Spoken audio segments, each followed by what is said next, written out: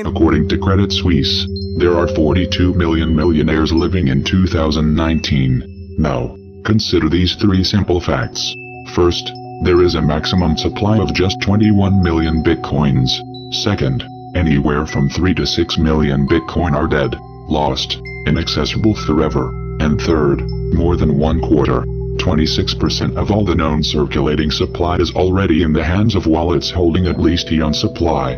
Whales who have 1,000 or more bitcoins. That means that there is not even enough supply for half a bitcoin for every millionaire on Earth. At best, if bitcoin was owned only by millionaires, then the average millionaire, excluding whales, would own something like 0.1 to 0.2 bitcoin, if they are lucky. Question: what do you think will happen when the average millionaire is told by their financial advisor or investment strategist that they should get a bitcoin? Because it is an uncorrelated asymmetric return asset with the highest and fastest returns of any asset in history.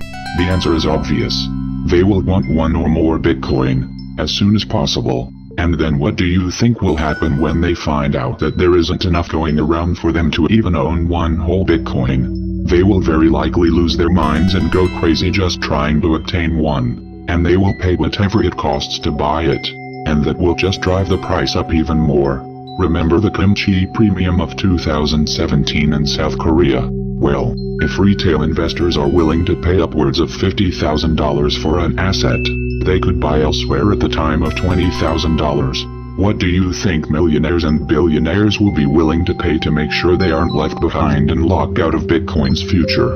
What lengths do you think the super wealthy, the top 0.01% will go to, when they find out that a number of successful analysts who have gotten it right so far, have already published well-substantiated theories that Bitcoin could replace the US dollar once paper money becomes a thing of past?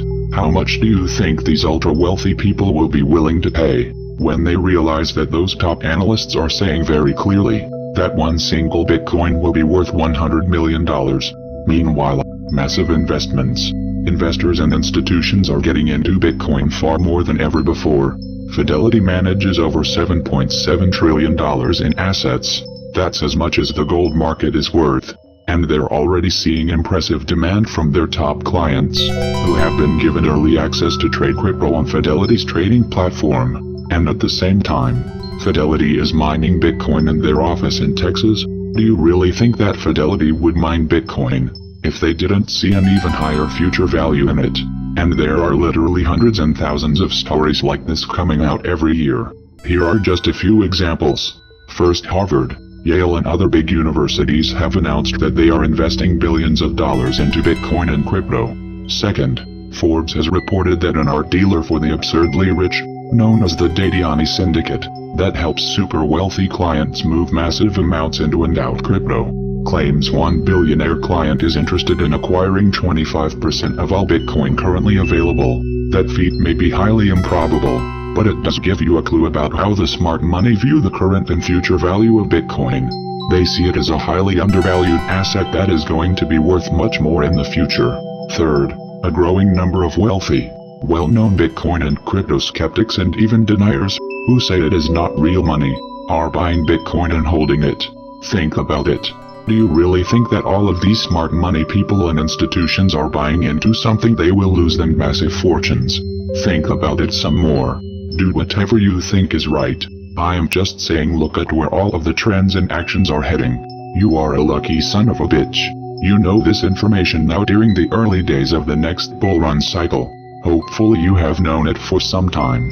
But if not, now you do. You have no excuse. You cannot blame ignorance.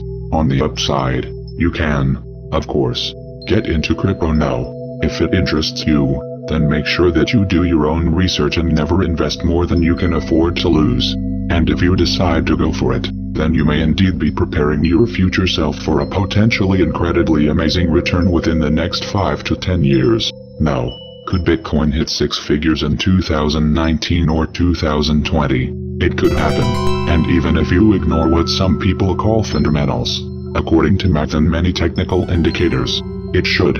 Now, here's the best fucking part of the video I like the best. In today's fast-changing world, it doesn't matter anymore what do you know. What matters is how fast you can learn and adapt. because everything gets quickly out of date. The trolled majority will always feed you with crap. So let's say that one of the toughest things about achieving financial freedom is to remain honest with yourself and not to get spoiled by the masses. Fuck them, and their words spoiled by trolls who are ruling the game.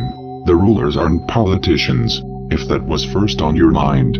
Politicians are just clowns, irrelevant intermediators, who are not authorized for the essential things. The rulers are those people who control the money supply. That's a small group of people who control the main central banks in the world. And if you know that people will do everything and work their ass off for money, it's logical how easy they can be bent to the will of the rulers. The founder of the House of Rothschild, Meyer Rothschild, said once, "Let me issue and control a nation's money, and I care not who writes the laws." Our national currencies, dollar, euro, pound, etc., are an instrument of debt.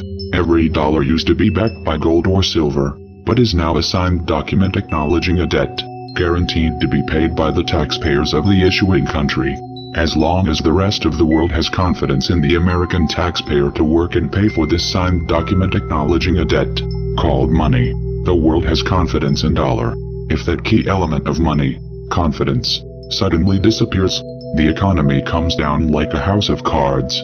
Take the example of the German Weimar government marks, that became utterly worthless just before World War II. As one story goes, an elderly woman was pushing a wheelbarrow full of marks to buy a loaf of bread. When she turned her back, someone stole the wheelbarrow, and left the pile of worthless money all over the street. That's why most money today is known as fiat money, money that cannot be converted to something tangible, like gold or silver. The money is only good as long as people have confidence in the government backing it. Today, much of the global economy is based on debt and confidence. As long as we all keep holding hands and no one breaks ranks, everything will be fine. So, if we could switch to a decentralized financial system like Bitcoin, that printing money out of thin air system would extinct, and we will finally be able to really own our money, learn something new, and take on this brave new world. Don't hide from it.